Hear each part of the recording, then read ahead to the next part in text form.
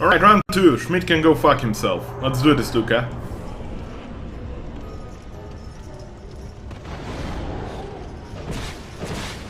He's not a tanky boss, I just can't dodge this guy for shit.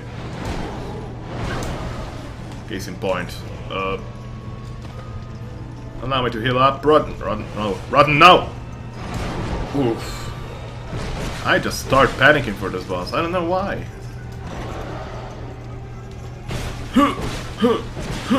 You can cut off both his arms, by the way, and you get, I believe, Pharaoh's Lockstone for either, so there is that. Let's try to retrieve our 17,000 souls there. When he does the vomit, Luca, pro tip, walking on fire is usually not a good strat. There we go. I think we got them this time around, maybe. Have to be careful of that punch. That is one attack capable, surely capable of one-shooting me, I'm not sure. I'm underconfident. Alright, attack Luca kill all day long, man. He is very susceptible to all sources of damage, but I don't know, guys. I just suck at the rotten. I suck. It's fine. I still believe he's the strongest one of the four, although if you get his dodge rights, I suppose, he can be quite easier than any other. Although, no, I still believe that the old Iron King is by far the most ridiculous boss, and whatever you say is not gonna make me change that opinion. La la la, I'm not hearing. La la la la, I'm not hearing. La la la. Alright. No, pick it up. It's blind bone dust, you fool. Right, you fool! Alright. And this is the primal bonfire of the Gulch, and that is it for this area, actually. Yes, the primal bonfire was rekindled. Let's go back to Majula. You are blessed with a myriad of souls. Bearer of the curse, make your way to the castle. That castle. The path now is open in Shrine of Winter. Alright, I'm gonna level up my dexterity to 30, and we're gonna level up some attunement, because why not? I want to reach at least 10 sometime soon. And with that, we are done with this. Let's rest of the bonfire really quick. Actually, I could burn the... I'm gonna burn it later. The Sublime Bone Dust. What armor is that? Ah, that is Straight's armor. Fair enough.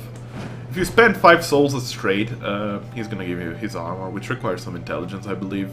I don't like it personally. I think it's a bit dorky. Kitty cat, I need to talk to you. Well, you've grown quite a bit, haven't you? Your scent is lovelier than it's ever been.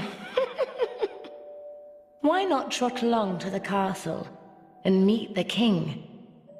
Long ago, he smelled just like you. Not so much anymore, though. He's quite rancid by now. But we cats love that. It's an acquired taste. Alright, let's talk to her. Now she's gonna give us some interesting information. Once, people tried to round up the undead and hide them away from the world. They thought that imprisoning the undead would solve the problem.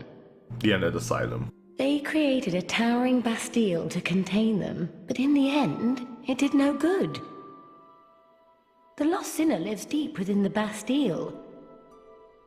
The fool, trying to light the first flame. As you can see, Shalquar here has some aversion to the first flame. So interesting. I never noticed there is actually a hexagonal hole there. That seems very interesting to me. I'll have to look into that.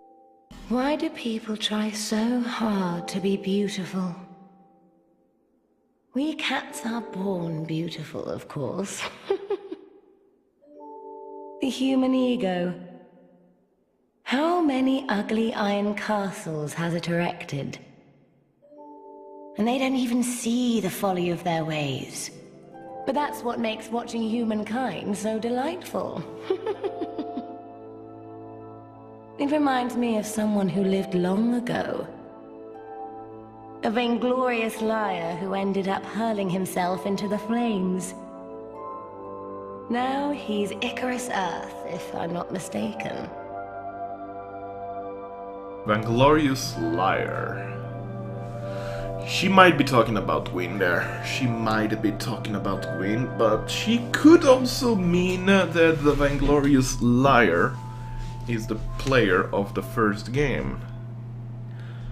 Although that is not specified because it's not canon for the player to toss himself into the first flame like Gwyn did. So I feel like Icarus Earth and Gwyn are very, very closely tied. Their soul is intertwined, let's say, to put it in terms of Dark Souls lore. You've seen that gaping hole here? Yes, yes I did. Well, there's nasty little vermin down there. Although who you seek is even further below. Just kill them. And has been down there for a very, very long time. He's plumb rotten by now, I'm sure. Yep. Rotten is very closely tied to Nito, if you didn't understand quite yet. And Nito, first of the dead, is the one that gave up his soul, or most of his soul, to grant humanity death.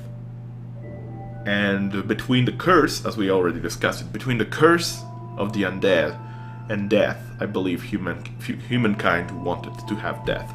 So Nito definitely a hero in the lore. Men develop the most peculiar fascinations.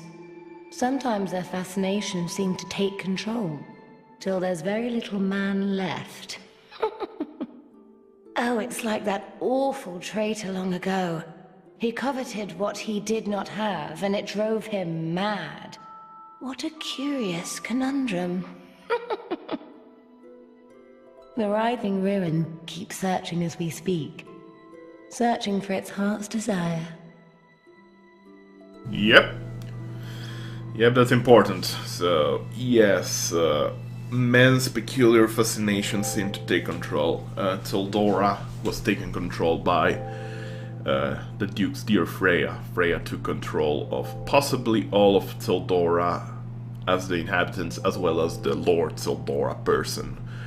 So who else did that? Well, possibly Seath did that with the Hollows in the first game. I haven't found any direct confirmation yet, but considering the channelers' positions and the disposition of the Hollows to the channelers, I'd say that Seath indeed could control Hollows. On top of that, maybe they're just some other kind of Hollows in the first place. But on top of that, of course, she also mentions a traitor that lived long ago. He coveted something that he did not have. Again, a reference to Seath. So, the Writhing Ruin searches as we speak. The Writhing Ruin being Freya. And that is searches for her heart's desire, meaning immortality. Yeah. Once. Yep, that's all. Alright, thanks, Shalquire. Very much interesting there. Now we're gonna return back to the Gulch, because there is some explorations that needs to be done. There's a bunch of loot, but I don't really care about that loot, to be completely honest with you. Maybe I'm just being hypocritical. Let's go to the Hidden Chamber bonfire. And we want to equip some fire arrows here. You might have noticed that there is some tar pits in the Gulch. Well, if you shoot at them with fire arrows, they surely cease to exist. They burn. They just burn, you know? That's what we're gonna do. And below them there is monsters that will want to eat you, so there's a good way to take care of them. The fire, I believe, will damage you, although just slightly. I'm not sure which ones have these monsters, so I'm just shooting at all. Because this makes the whole exploration point of the Gulch trivial, really. There is another pit there, and there is indeed another monster there. There is one here, but it's fine. It's fine. There is nothing there. Calm down. There is nothing here. All right. Does this damage me? It does, but as you can see, very slowly. Yes, these monsters actually drop Titanite chunks, so if you want a quick way to farm for this, that is your way. Here, spellcasters, or rather spellcasters that want to mix up a bit with melee, they will like this treasure a lot. First, let's take care of this one, because it speeds you when you open the chest. This treasure is not what I thought it was. Alright, I was a fool. Probably it's the other side then. Very well. We should take care of that too then. First, let me take care of the silly statues over here. And then we're gonna take care of this worm over here. No! Don't do that. That was silly of me. He's like whack-a-mole, only that if you let it get walked, if you get walked by the mole, then you fall down to your death. They are much easier to kill than the worms in the first game, the worms in Isolith, if you remember them. They're much easier to kill, certainly. We're back for some tar pits, that's where we talked to Lucatil, but we skipped this area as a whole. Let's go back to my faithful bow and start shooting at this tar pit, because there is at least 2 if not 3 monsters here. There we go. That's one taken care of. And the other two are going to... Ow! I'm gonna get poisoned instead, actually. If you don't mind. That would be... Ah, there is another tower there. There might be another monster. Oh my god. Stop doing that! Stop doing that! Headshots. That's what headshots are for. No, there's nothing there. Alright. Titanite chunks? Don't mind if I do. Right, and the second treasure is up here, actually. So that's good news. Oh. Oh. Alright, ow. To my knowledge, these 2 statues do not shoot. So, you cannot reach them, you cannot destroy them, they do not shoot. Shovel and great magic weapon, this was it, yes. Oh my god, can you please stop? Well, I'm poisoned, I might as well just walk by and handle the fire like a man would. Under normal circumstances. Yes, there is a message down there. Yes, there is a drop down here. And yes, we're gonna drop, and we're probably gonna die because I'm a horrible man like that. So we're gonna use a flame butterfly here, again. We have 2 more of these, and I forgot about the sublime. Okay, I forgot about a lot, is what I'm trying to get at. There we go. There is one of these doors here. There was one in the gutter, and there is one in the pit down Majula, so all 3 of these doors are on the way here. You can indeed drop down here. There is this body who's standing here, probably to indicate that you can do this. And then there is this fall over here. Now the scary part begins. Oh, the scary part. Remember the last giant? Turns out he was not the last at all. There is 2 giants over here. And we're gonna cheese these guys, because these guys probably can one-shoot me right now. These are called giant elites, and fuck my life, they're scary assholes. And this is why I bought the poison arrows at Gavlan. Because the poison arrows, if you can manage to hit 4 times these giants with them, they're gonna get poisoned and make this easier for yourself. And I don't trust these guys. These guys have a jumping attack that seems to one-shot me, like, doesn't really matter how much health you have. You just get one shot straight out of that. Like, I had 2000 health once, and I was like, surely you can't kill... Oh. Okay, so poison turned off there, so let's try again. Poison indeed does not last forever. I'm aiming for his club right now, and he's still getting poisoned, so there's fun. It is fun times. Yes, it's dark, I apologize for that. I cannot help it right now. Sadly, I cannot help it. Dead. These guys do respawn, by the way. They respawn, so...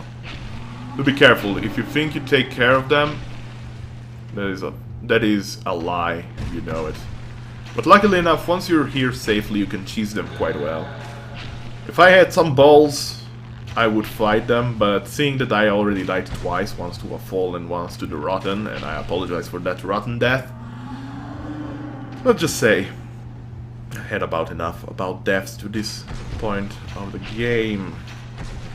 And this one is gonna poison him again, and that is his death, and this encounter is won.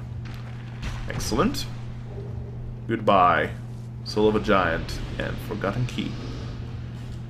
We also have forgotten to check the Rotten's soul description. Where is it? Forgotten Key. Key tossed in the gutter.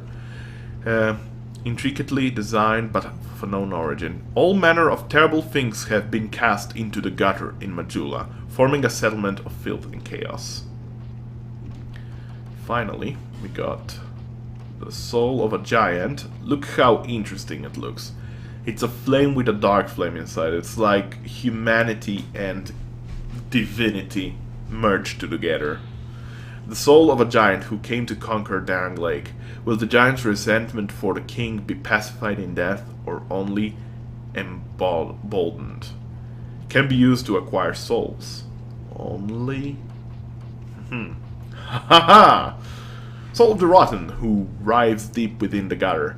The Rotten embraces all in his sanctuary for all things unwanted or tossed away. So basically the Rotten made the gutter some sort of new catacomb, some sort of a resting place for those who bear the dark, those who are lost to the dark. So yes, he is certainly something close to Nito, if not Nito himself, given the fact that if you kill him in New Game Plus or above, you get the soul of the old dead one, which is the soul of Nito. You know that there is some truth to that.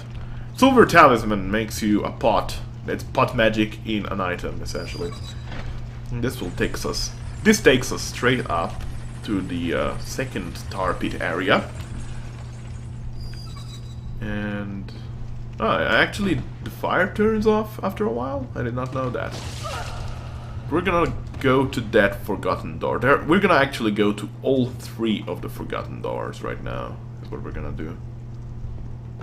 Here's the first one, and behind here.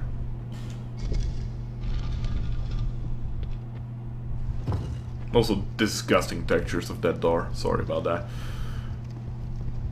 Gandalf, you're on a wheelchair. How the hell did you arrive here? Young undead, don't let this curse weigh upon you. We meet a second time. Perhaps you will yet traverse the dark. Young undead, if you truly seek the dark, then we will surely meet again. May we meet again, somewhere, sometime. Alright. We're gonna use a homeward bone now, and we're gonna travel to the gutter. At this point, the gutter is actually a fascinatingly lighted up area, and I like it a lot. The place where we want to go is down there, so let's drop down here. We're gonna take a jump here. I don't even bother killing these guys at this point. There is absolutely no reason to. I guess they're following me, but they seem to be, yes. And here is quite indeed a door with low resolution textures. Also, I'm being chased. Hello.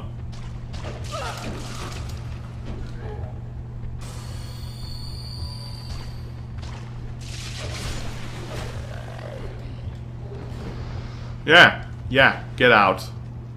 Yeah, that teaches you a lesson. Assholes. And in here, ultimate joyride of statues.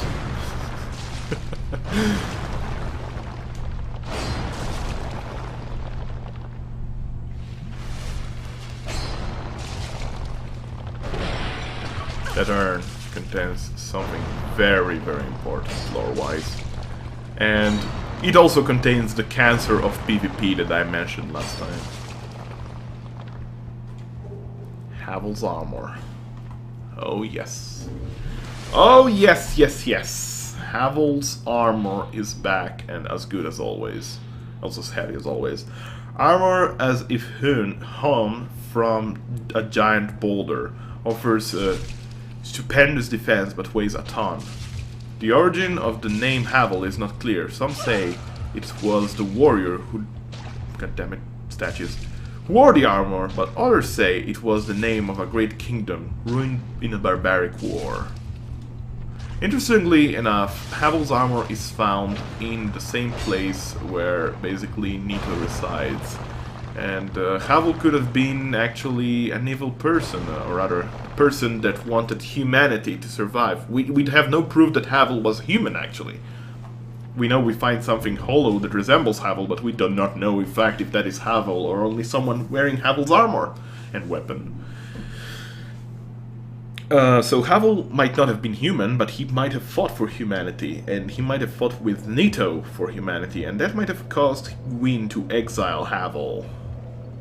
Interestingly enough, Havel's hidden cache in Iron Londo contains an occult weapon, which is used to kill gods, and more interestingly enough, in the Tomb of Giants you get the occult shield, the effigy shield. Effigy being very closely tied to this game, interestingly enough. Now back to Majula.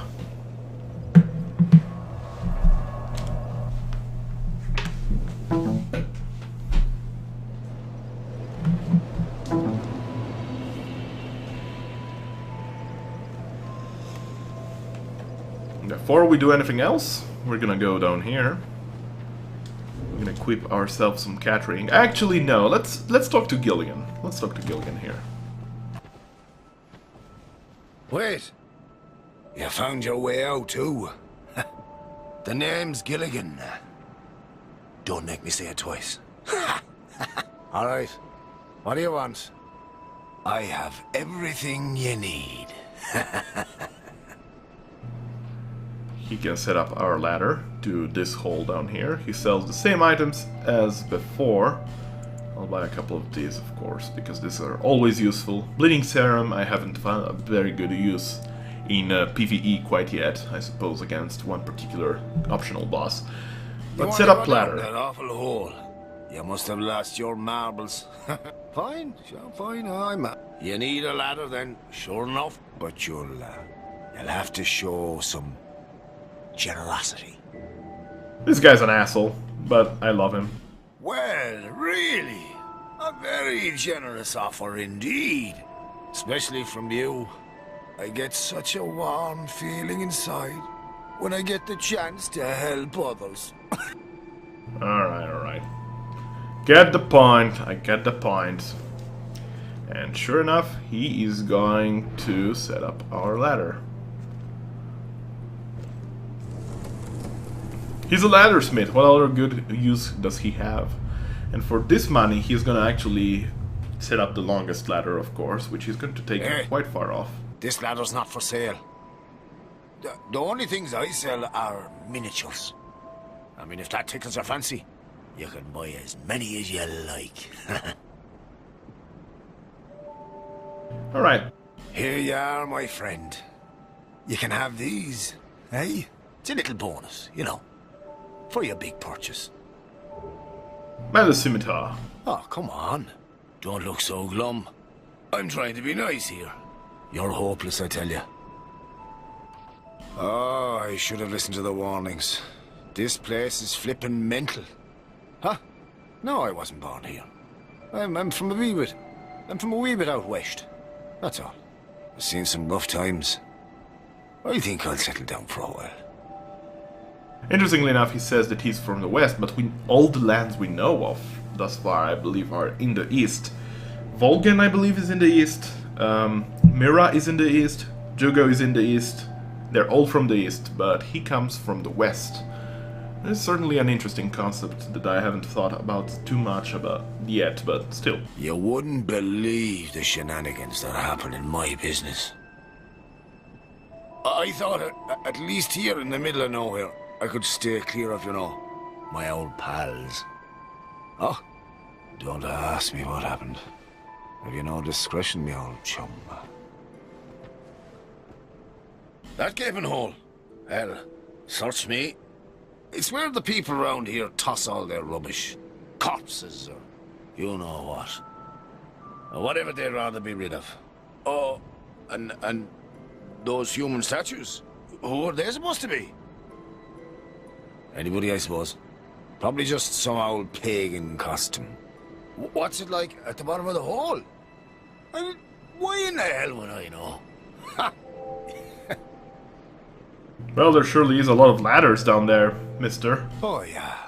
Somebody told me that the grave of a saint lies below here. Not built by the king, no. It dated back to a time long before him. The tomb connects to that hole. And there's something about some rat king down there. Hell, if the old rat is as rich as they say, maybe I should go and pay him a visit. Oh, I should have listened. Alright. Yo. No. Oh. Stop. Cheers for that. Alright. So, Melu's Scimitar. Scimitar of Laddersmith Gilligan. Nothing notable about this weapon except perhaps the luxurious jewels embedded in the hilt. If your aim is to appear dazzling on the battlefield, this might just do the trick. This actually gives you the Gilligan achievement. If you buy the most expensive ladder and you talk to him to get the Metal Scimitar, you get the achievement. And the Metal Scimitar, sure enough, looks fucking badass. It is a bad sword though, so that is the sad part of it.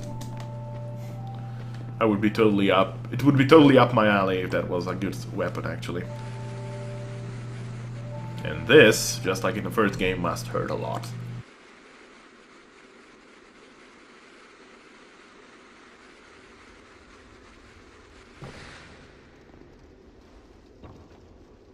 And here is a second ladder that takes you, surely enough, guess what? To a forgotten door with low textured quality. The third and last one actually, so that's good news. There is 3 chests here and they contain quite some loot for spellcasters, I believe. Soul Vortex, which is basically the fuck you of hexes. No, not hexes, sorry. Sorceries. Witchery Branch and Witchery Bellvine. And finally, Greater Lightning Spear, or rather, Great Lightning Spear. Okay, we're gonna use a Homeward Bone because this is the fastest way back to the bonfire, simply enough. Let's check those items that we just got, shall we? So we got the Witch Tree Branch. Branch of a Forest Wandering Witch Tree, a catalyst for sorceries and hexes. Now it's used as a weapon, but this was originally a part of a witch tree. And Bellvine. Witch tree Bellvine that sprouts amongst old growth, a catalyst for miracles and hexes. Clerics who were ostracized devised this as an alternative catalyst for casting miracles. Most clerics who are stripped of their status are good for nothings, but among them are powerful spellcasters who represented real threats to the establishment. Although not a proper catalyst, the Bellvine is quite powerful. And it is. Actually, it scales really well, I believe. Both of those catalysts scale well. This scales C in sorceries and B in dark, and this scales A and C, so it is quite a good one if you're into dark magic as well as miracles, I suppose. I don't believe it's as good as the Priest Chime overall. I think the scaling is worse than the Priest Chime, but I might be wrong here. Don't hold me account for that. Also, Dark Pyromancy Flame. A flame catalyst used by pyromancers. Pyromancers arouse this flame to produce various fire arts. The flame rewards those with a thirst for power. The more hollowed one is, the stronger its effect. And this becomes actually very, very strong if you're fully hollowed. Much stronger than the normal pyro flame. So that is certainly something very interesting. So having the fact that he who takes it into battle is not allowed to flee until he or his opponent has fallen. Interestingly enough, in the first game it is said that Havel never turned around. Could it be that the dead weight was keeping him from fleeing? Could it be that he was actually imprisoned to his own armor? I don't know. Probably not. Probably I'm reading too much into it. And what else can I do? I can upgrade my longsword to +10, surely, right now. I'm pretty confident. Oh, I can't. No, never mind. I can. No, wait. I can, yes. Absolutely I can. There we go. +10. I don't have any large charts for this one, though. I should be upgrading this one sometime soon. I'll be around. In fact, let's do this right now. I mean, at this point, it's already over 1 hour long episode. So I might as well do some things uninteresting. I'll split this into. So that's my point there. So it is a +4. I need 5 of these. Visit me. Yes, whatever. If you spend enough souls, she's actually gonna give you something. As he does. Did I get his hammer, actually? I'm not sure. Yes, I did. Alright. Fair enough. Let's upgrade this one to +6. So it's still a good improvement, I suppose. And there is nothing to repair. There is nothing at all that I need to be buying. Whatever. Let's do that. I'll be around. And is this all that I can do right now? I guess I could buy some life gems just for the sake purpose of it. Let's do this. Oh yeah, she sells the Creighton armor now. Creighton chainmail. A typical chainmail belonging to Creighton the Wanderer. Its design resembles that of a knight's order of the eastern land of Mira, but with some odd differences that catches the eye. Same description as his mask. I'll buy it for the second purpose of showing it to you guys. Let's buy 11, sure. I don't need anything else here. Thank you kindly. That laugh is so good. Alright, let's show off this armor. Some fashion souls. It looks horrible on female. Yeah. It's not... Actually, it looks horrible, period. It's not a good looking armor, if you ask me. But interestingly enough, it has the same symbol as the family of Benhart. It's very interesting. It's a design concept that I haven't thought about too thoroughly. Vanguard's armor looks hideous as fuck, by the way, but I won't judge. I should go talk to Vanguard, actually, because he's gonna have some new stuff for me. Let's go back to this one. For the time being, it's gonna be okay. I do intend to replace it. Maybe I'll do some off-camera work to replace it. Next episode, we're not going to the castle. We'll be doing some things that we've done. We've skipped in the past. Namely, we're gonna go down to the Grave of Saints. We're gonna go to the Doors of Pharaohs, as well as we're gonna go to the Undead Purgatory. I think that is what we're gonna do. I believe this episode will be split in 2 parts. I apologize for this inconvenience. I'll make sure that the second part is ad-free for you guys, because you've been always patient with me, so I have to be patient with you guys, so I thank you for that. Thank you all for watching this, and until next time, be well. Bye!